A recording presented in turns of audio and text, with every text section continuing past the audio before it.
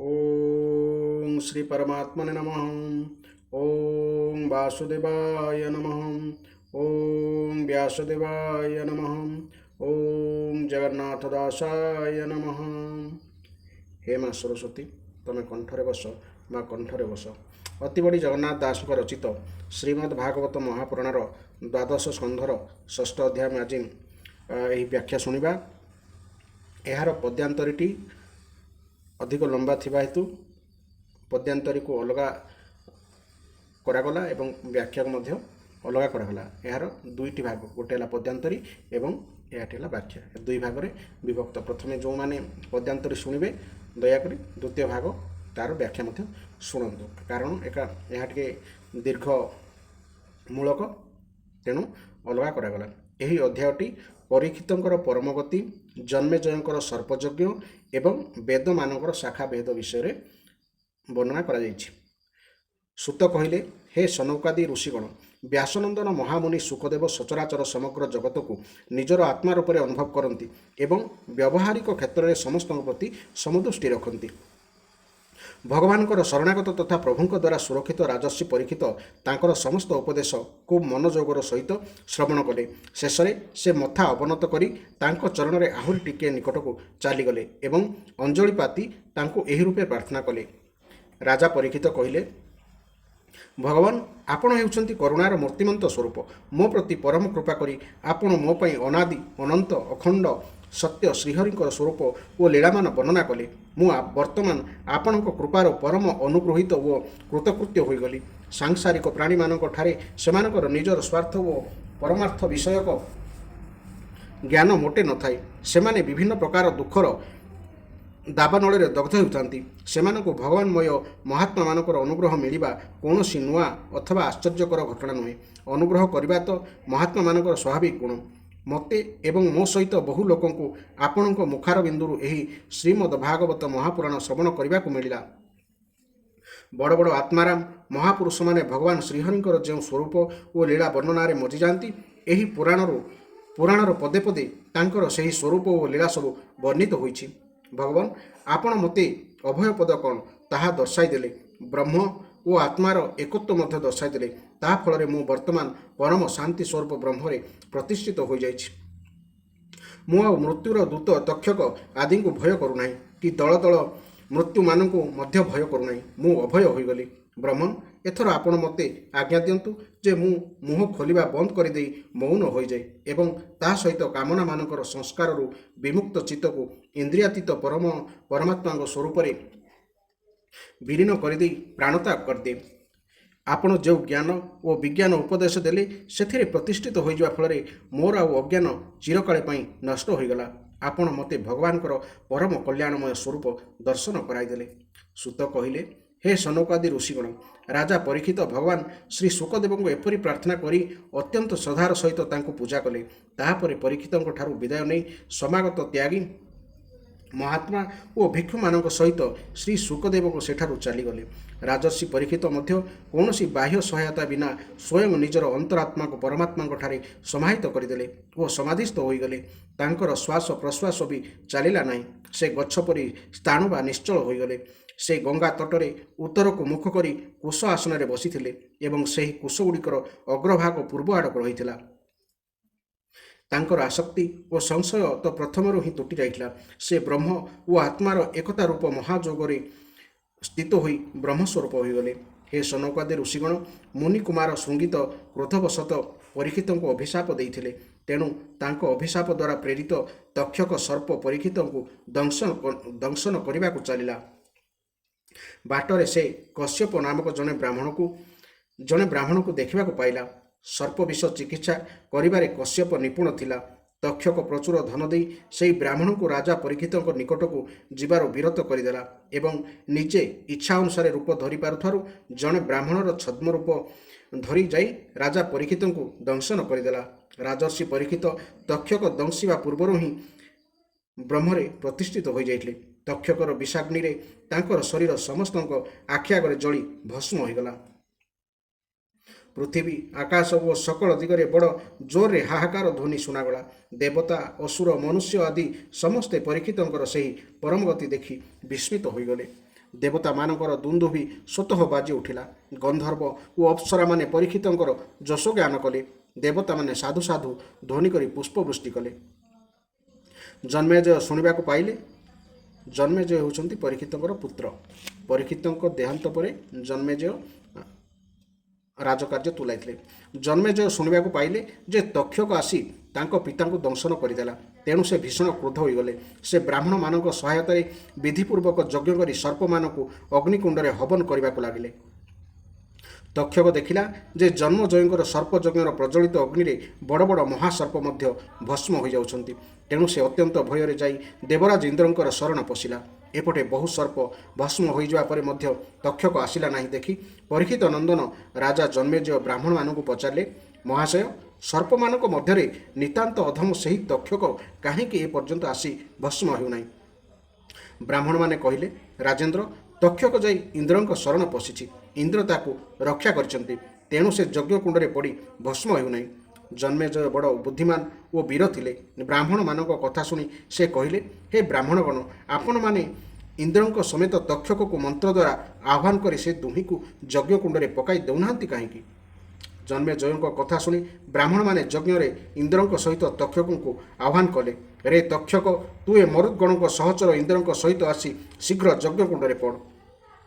ବ୍ରାହ୍ମଣମାନେ ଏପରି ଆକର୍ଷଣକାରୀ ମନ୍ତ୍ର ପାଠ କରିବାରୁ ସ୍ୱର୍ଗଲୋକରେ ଇନ୍ଦ୍ରଙ୍କ ଆସନ ଟଳମଳ ହେଲା। ତକ୍ଷକ ସମେତ ବିମାନରେ ବସିଥିବା ଇନ୍ଦ୍ର ବ୍ୟସ୍ତ ହୋଇ ପଡ଼ିଲେ। ତାଙ୍କ ବିମାନ ତଳକୁ ଖସିବାକୁ ଲାଗିଲା। ଅଙ୍ଗିରା ନନ୍ଦନ ବୃହସ୍ପତି ଦେଖିଲେ ଯେ ବିମାନ ଓ ତକ୍ଷକ ସହିତ ଇନ୍ଦ୍ର ମଧ୍ୟ ଯଜ୍ଞର ଅଗ୍ନିକୁଣ୍ଡରେ ପଡ଼ିବାକୁ ଯାଉଛନ୍ତି। ତାହା ଦେଖି ସେ ଜନ୍ମେଜୟଙ୍କୁ କହିଲେ, ହେ ରାଜା, ସର୍ପରାଜ ତକ୍ଷକଙ୍କୁ ମାରିଦେବା ତୁମ ପକ୍ଷରେ ଉଚିତ ହେବ ନାହିଁ। ସେ ଅମୃତପାନ କରିସାରିଛି। ତେଣୁ ସେ ଅଜର ଓ ଅମର ହୋଇଯାଇଛି।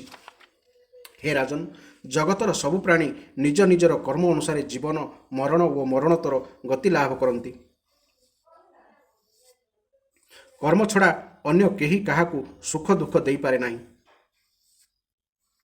ହେ ଜନ୍ମେଜୟ, ସର୍ପ, ଚୋର, ଅଗ୍ନି, ବିଜୁଳି ଆଦି ଦ୍ୱାରା ତଥା କ୍ଷୁଧା, ତୃଷ୍ଣା ଓ ରୋଗ ଆଦି ଦ୍ୱାରା କାରଣରୁ ଲୋକେ ମରୁଛନ୍ତି ବୋଲି କୁହାଯାଏ। କିନ୍ତୁ ଏସବୁ କେବଳ କହିବା କଥା। ବାସ୍ତବରେ ସକଳ ପ୍ରାଣୀ ନିଜର ପ୍ରାରବ୍ଧ କର୍ମ ହିଁ ଭୋଗ କରନ୍ତି। ହେ ରାଜନ୍, ତୁମେ ବହୁ ନିରପରାଧ ସର୍ପଙ୍କୁ ଜାଳି ମାରିସାରିଲଣି। ଏ ଯେଉଁ ଅଭିଚାର ଯଜ୍ଞ କରୁଛ, ଏହା ହେଉଛି ପ୍ରାଣୀମାନଙ୍କ ପ୍ରତି ହିଂସା। ତେଣୁ ଏହା ବନ୍ଦ କରିଦେବା ଉଚିତ। ଜଗତର ସବୁ ପ୍ରାଣୀ ନିଜ ନିଜର ପ୍ରାରବ୍ଧ କର୍ମ ହିଁ ଭୋଗ କରନ୍ତି। ସୂତ କହି ଚାଲିଲେ। ମହର୍ଷି ବୃହସ୍ପତିଙ୍କ କଥାକୁ ସମ୍ମାନ ଦେଇ ଜନ୍ମେଜୟ କହିଲେ, ଆପଣଙ୍କ ଆଜ୍ଞା ଶିରୋଧାର୍ଯ୍ୟ। ଏପରି କହି ସେ ସର୍ପଯଜ୍ଞ ବନ୍ଦ କରିଦେଲେ ଓ ଦେବଗୁରୁଙ୍କୁ ବିଧିପୂର୍ବକ ପୂଜା କଲେ। ହେ ଋଷିଗଣ, ଏସବୁ ଘଟଣା ବିଦ୍ୱାନ ବ୍ରାହ୍ମଣଙ୍କ ମନରେ ମଧ୍ୟ କ୍ରୋଧ ଆସିବା, ରାଜା ପରୀକ୍ଷିତଙ୍କୁ ଶାପ ଦିଆଯିବା, ତାଙ୍କର ମୃତ୍ୟୁ ହେବା, ପୁଣି ଜନ୍ମେଜୟଙ୍କ ମନରେ କ୍ରୋଧ ଜାତ ହେବା, ବହୁ ସର୍ପ ମରିଯିବା ହେଉଛି ଭଗବାନଙ୍କର ବିଷ୍ଣୁଙ୍କର ମହାମାୟା। ଏହି ମାୟା ଅନିର୍ବଚନୀୟ। ଏହି ମାୟା ଦ୍ୱାରା ଭଗବାନ ସର୍ପଭୂତ ଜୀବ କ୍ରୋଧାଦି ଗୁଣବୃତ୍ତିମାନଙ୍କରେ ମୋହିତ ହୋଇଯାନ୍ତି, ଏକ ଅନ୍ୟକୁ ଦୁଃଖ ଦିଅନ୍ତି ଏବଂ ନିଜେ ଦୁଃଖ ଭୋଗନ୍ତି, କିନ୍ତୁ ନିଜ ଚେଷ୍ଟାରେ ସେହି ଦୁଃଖକୁ ନିବୃତ୍ତ କରିପାରନ୍ତି ନାହିଁ। ଅମୁକ ବ୍ୟକ୍ତି ହେଉଛି ବଡ଼ ଦାମ୍ଭିକ ଓ କପଟୀ। ମନରେ ଏପରି ଯେଉଁ ଧାରଣା ବାରମ୍ବାର ଉଙ୍କି ମାରିଥାଏ, ତାହା ହେଉଛି ମାୟା। କିନ୍ତୁ ଯେଉଁଠାରେ ପରମାତ୍ମା ସମ୍ବନ୍ଧୀୟ ଚର୍ଚ୍ଚା ହୁଏ, ମାୟା ସେଠାରେ ନିର୍ଭୟରେ ରହିପାରେ ନାହିଁ। ସେଠାରେ ସେ ଡରିମରି ରହିଥାଏ। ନାନା ପ୍ରକାର ବାଦ ବିବାଦ, ମତବାଦ ସବୁକିଛି ମାୟାର ଅନ୍ତର୍ଗତ। ନିର୍ବିଶେଷ ପରମାତ୍ମାଙ୍କ ନିକଟରେ ଏସବୁ ସବିଶେଷ ବିଷୟର ଆଦୌ ସ୍ଥାନ ନାହିଁ। ଏପରିକି ସଂକଳ୍ପ ବିକଳ୍ପ କରୁଥିବା ମନ ମଧ୍ୟ ପରମାତ୍ମାଙ୍କ ନିକଟରେ ଚୁପ୍ ହୋଇଯାଏ। ମନ ହିଁ ସଂକଳ୍ପ ବିକଳ୍ପ ଦ୍ୱାରା ଜୀବକୁ ମାୟାରେ ପକାଇ ଦିଏ। ଆତ୍ମସ୍ୱରୂପରେ କର୍ମ, କର୍ମର ସାଧନ ଓ କର୍ମଫଳ, ଏହି ତିନି ବସ୍ତୁ ନଥାଏ କି ଏମାନଙ୍କ ସହିତ ଯୁକ୍ତ ହୋଇଥିବା ଅହଙ୍କାର ମଧ୍ୟ ନଥାଏ। ସେହି ସ୍ୱରୂପରେ ବାଧା ଉତ୍ପନ୍ନକାରିଣୀ ମାୟା ନଥାଏ କି ମାୟା ଦ୍ୱାରା ବାଧିତ ହେଉଥିବା ଅହଙ୍କାରାତ୍ମକ ଜୀବ ମଧ୍ୟ ନଥାଏ। ଆତ୍ମସ୍ୱରୂପ ହେଉଛି ଏସବୁର ଅତୀତ। ଏପରି ନିର୍ଣ୍ଣୟ କରି ମନର ମାୟାମୟୀ ସଂକଳ୍ପ ବିକଳ୍ପ ରୂପୀ ତରଙ୍ଗମାନକୁ ପରିତ୍ୟାଗ କରିଦେବା ପୂର୍ବକ ମୁନି ନିଜର ଆତ୍ମାରେ ହିଁ ରମଣ କରିବା ଉଚିତ। ମୁମୁକ୍ଷୁ ଓ ବିଚାରଶୀଳ ପୁରୁଷମାନେ ନେତି ନେତି ବାକ୍ୟ ଦ୍ୱାରା ସମସ୍ତ ଅନାତ୍ମ ବସ୍ତୁକୁ ପ୍ରତ୍ୟାଖ୍ୟାନ ଓ ପରିତ୍ୟାଗ କରିବା ପରେ ଶେଷରେ ଯାହାକୁ ଲାଭ କରନ୍ତି ଏବଂ ଯାହାକୁ କଦାପି ପ୍ରତ୍ୟାଖ୍ୟାନ କରାଯାଇ ନାହିଁ କି ପରିତ୍ୟାଗ କରାଯାଇ ପାରିବ ନାହିଁ, ତାହା ହେଉଛି ବିଷ୍ଣୁ ଭଗବାନଙ୍କର ପରମ ପଦ। ଏହା ସକଳ ମହାତ୍ମା ଓ ଶ୍ରୁତି ଏକ ସ୍ୱରରେ ସ୍ୱୀକାର କରନ୍ତି। ଯେଉଁ ଏକାଗ୍ରଚିତ ପୁରୁଷମାନେ ଅନ୍ତଃକରଣର ମଳ ତଥା ଅନାତ୍ମ ଭାବନାକୁ ଚିରକାଳ ପାଇଁ ଦୂର କରିଦେଇ ଅନନ୍ୟ ପ୍ରେମପୂର୍ଣ୍ଣ ହୃଦୟ ଦ୍ୱାରା ସେହି ପରମପଦକୁ ଆଲିଙ୍ଗନ କରନ୍ତି, ସେମାନେ ସେଥିରେ ଲୀନ ହୋଇଯାନ୍ତି। ଏହା ହିଁ ହେଉଛି ବିଷ୍ଣୁ ଭଗବାନଙ୍କର ବାସ୍ତବିକ ସ୍ୱରୂପ। ଏହା ହିଁ ତାଙ୍କର ପରମପଦ। ଏହି ପଦ କେବଳ ସେହିମାନଙ୍କୁ ମିଳେ ଯେଉଁମାନଙ୍କ ଅନ୍ତରରେ ଶରୀର ପ୍ରତି ଅହଂଭାବ ନଥାଏ କି ଶରୀର ସମ୍ବନ୍ଧୀୟ ଗୃହ ଆଦି ପଦାର୍ଥରେ ମମତା ନଥାଏ। ସତରେ ଜାଗତିକ ବସ୍ତୁରେ ମୁଁପଣ ଓ ମୋରପଣ ଆରୋପ କରିବା ହେଉଛି ସବୁଠାରୁ ବଡ଼ ଭୁଲ। ହେ ସନୌକ, ଯେ ଏହି ପରମପଦ ଲାଭର ଅଭିଳାଷ ରଖନ୍ତି ସେ ଅନ୍ୟର କଟୁବାଳି ସହିଯିବା ଆବଶ୍ୟକ ଏବଂ ସେ କାହାକୁ ବି ଅପମାନ ଦେବା ଅନୁଚିତ। ଏହି କ୍ଷଣଭଙ୍ଗୁର ଶରୀରରେ ଅହଂତ୍ୱ ଓ ମମତ୍ୱ ପୋଷଣ କରି କୌଣସି ପ୍ରାଣୀ ପ୍ରତି କଦାପି ଶତ୍ରୁତା କରିବା ଉଚିତ ନୁହେଁ। ଭଗବାନ ଶ୍ରୀକୃଷ୍ଣଙ୍କର ଜ୍ଞାନ ଅନନ୍ତ। ତାଙ୍କରି ଚରଣ କମଳକୁ ଧ୍ୟାନ କରିବାର ପରିଣାମରେ ମୁଁ ଏହି ଶ୍ରୀମଦ୍ ଭାଗବତ ମହାପୁରାଣ ଅଧ୍ୟୟନ କରିଛି। ମୁଁ ବର୍ତ୍ତମାନ ତାଙ୍କୁ ନମସ୍କାର କରି ଏହି ମହାପୁରାଣ ସମାପ୍ତ କରୁଛି।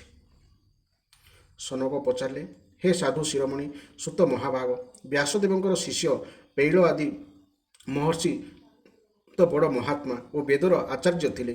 ସେମାନେ ବେଦକୁ କେତେ ଭାଗରେ ବିଭକ୍ତ କରିଛନ୍ତି କୃପା କରି ଆମକୁ କହନ୍ତୁ। ସୁତ କହିଲେ, ବ୍ରହ୍ମନ୍, ଯେତେବେଳେ ବ୍ରହ୍ମା ପୂର୍ବ ସୃଷ୍ଟିର ଜ୍ଞାନ ଲାଭ କରିବାକୁ ଏକାଗ୍ର ଚିତ୍ତରେ ବସିଗଲେ, ସେତେବେଳେ ତାଙ୍କର ହୃଦୟାକାଶରୁ କଣ୍ଠ ତାଳୁ ଆଦି ସ୍ଥାନର ସ୍ପର୍ଶ ବିନା ଏକ ଅତ୍ୟନ୍ତ ଅସାଧାରଣ ଅନାହତ ନାଦ ପ୍ରକଟିତ ହେଲା। ନିଜର ମନୋବୃତ୍ତି ସମୂହକୁ ରୋଧ କରିଦେଲେ ଜୀବ ମଧ୍ୟ ସେହି ଅନାହତ ନାଦ ଅନୁଭବ କରେ। ହେ ସନକ, ବଡ଼ ବଡ଼ ଯୋଗୀମାନେ ସେହି ଅନାହତ ନାଦକୁ ଉପାସନା କରନ୍ତି ଏବଂ ତାହାରି ପ୍ରଭାବରେ ଦ୍ରବ୍ୟ ବା ଭୌତିକ ସାମଗ୍ରୀ, କ୍ରିୟା ଏବଂ କାରକ, ଇନ୍ଦ୍ରିୟାଦି ଉପକରଣ ଏସବୁ ତ୍ୟାଗ କରିଦେଇ ପରମ ଗତି ବା ମୋକ୍ଷ ଲାଭ କରନ୍ତି, ଯେଉଁଥିରେ କି ଜନ୍ମ ମୃତ୍ୟୁ ରୂପ ସଂସାର ଚକ୍ର ନାହିଁ। ସେହି ଅନାହତ ନାଦରୁ ଅକାର, ଉକାର ଏବଂ ମକାର ରୂପୀ ତିନି ମାତ୍ରାଯୁକ୍ତ ଓଁକାର ପ୍ରକଟ ହେଲା। ଏହି ଓଁକାରର ଶକ୍ତି ଦ୍ୱାରା ହିଁ ପ୍ରକୃତି ଅବ୍ୟକ୍ତରୁ ବ୍ୟକ୍ତ ରୂପରେ ପରିଣତ ହୋଇଯାଏ।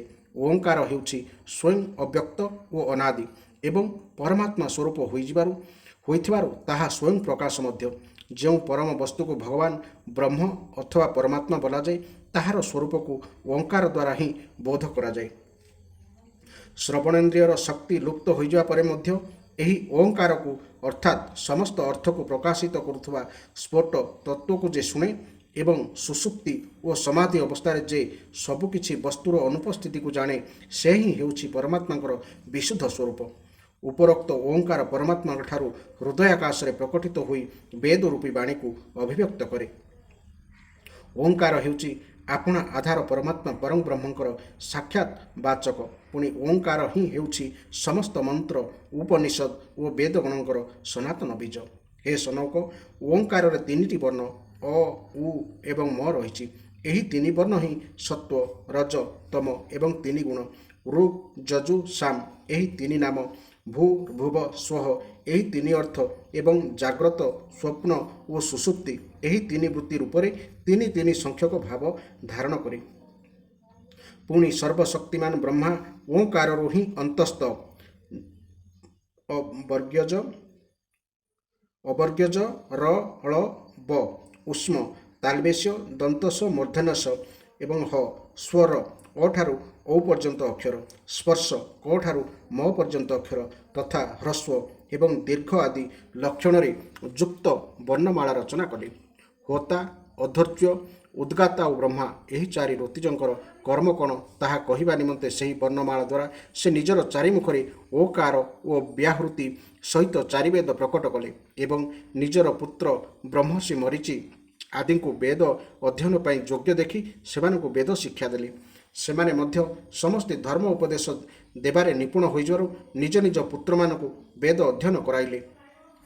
ତାପରେ ପାରମ୍ପରିକ ରୀତିରେ ସେହିମାନଙ୍କର ନୈଷ୍ଠିକ ବ୍ରହ୍ମଚାରୀ ଶିଷ୍ୟ ପ୍ରଶିଷ୍ୟମାନଙ୍କ ଦ୍ୱାରା ଚାରି ଯୁଗରେ ସମ୍ପ୍ରଦାୟ ରୂପରେ ବେଦମାନଙ୍କର ରକ୍ଷା ହୋଇ ଚାଲିଲା। ଦ୍ୱାପର ଶେଷରେ ମହର୍ଷିମାନେ ବେଦକୁ ବିଭାଜନ ମଧ୍ୟ କରିଦେଲେ।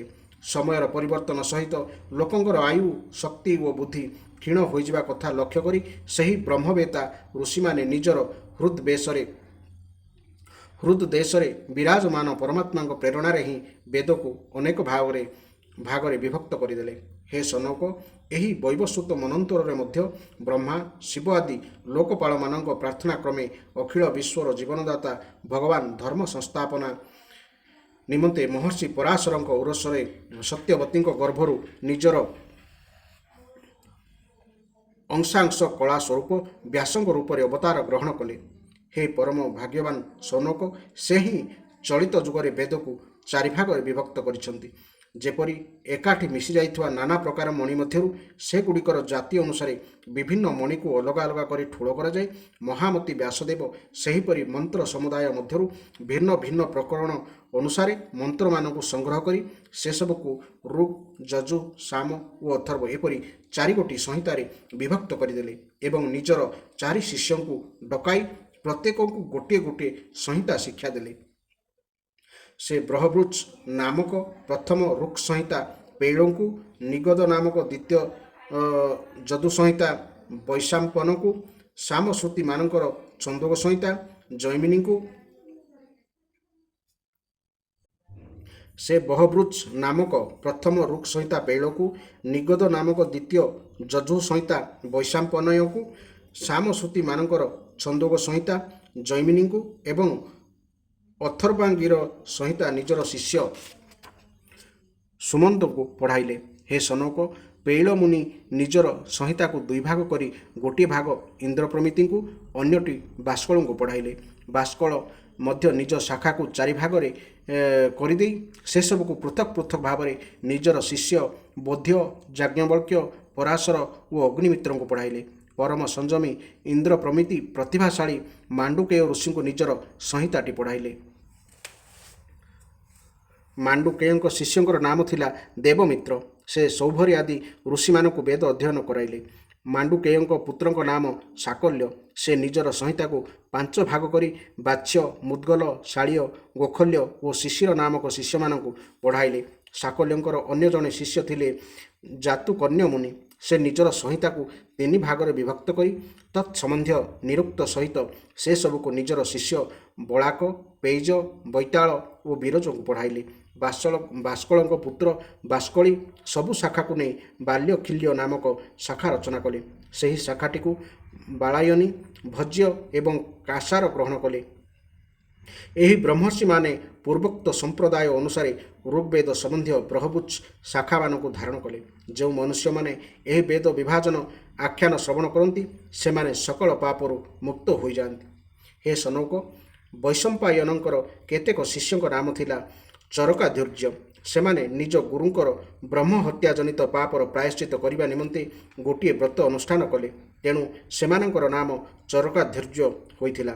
ଯାଜ୍ଞବଲ୍କ୍ୟ ମୁନି ମଧ୍ୟ ବୈଶମ୍ପାୟନଙ୍କର ଜଣେ ଶିଷ୍ୟ ଥିଲେ।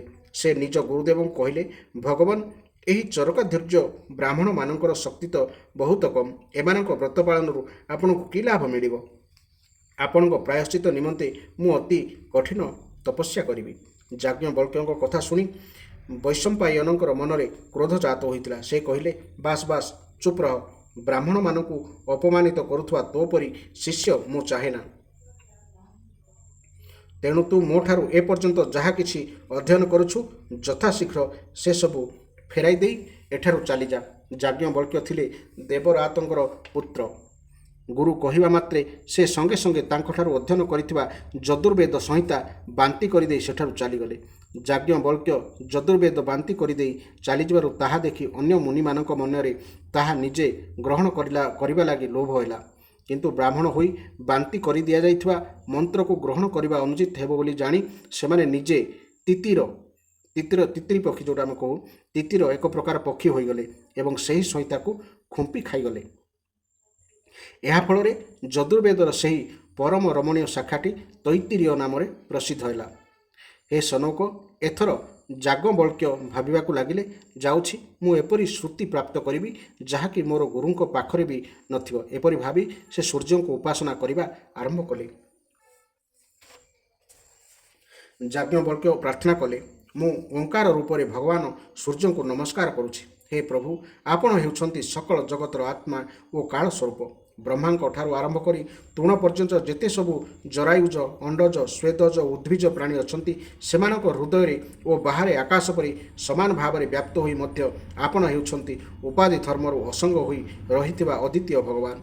ଆପଣ ହିଁ କ୍ଷଣ, ଲବ, ନିମେଷ ଆଦି ଅବୟବ ସମୂହରେ ସଂଗଠିତ ସମ୍ବତ୍ସରମାନଙ୍କ ଦ୍ୱାରା ଏବଂ ଜଳର ଆଦାନ ପ୍ରଦାନ ଦ୍ୱାରା ସକଳ ପ୍ରାଣୀ ଜଗତର ଜୀବନଯାତ୍ରା ନିର୍ବାହ କରନ୍ତି।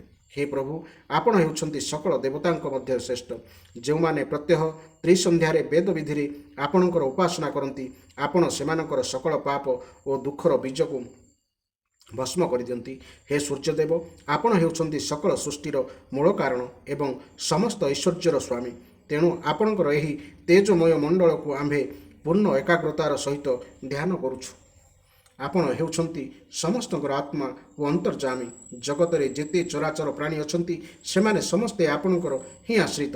ଆପଣ ହିଁ ହେଉଛନ୍ତି ସେମାନଙ୍କର ଅଚେତନ ମନ, ଇନ୍ଦ୍ରିୟ ଓ ପ୍ରାଣୀମାନଙ୍କର ପ୍ରେରକ।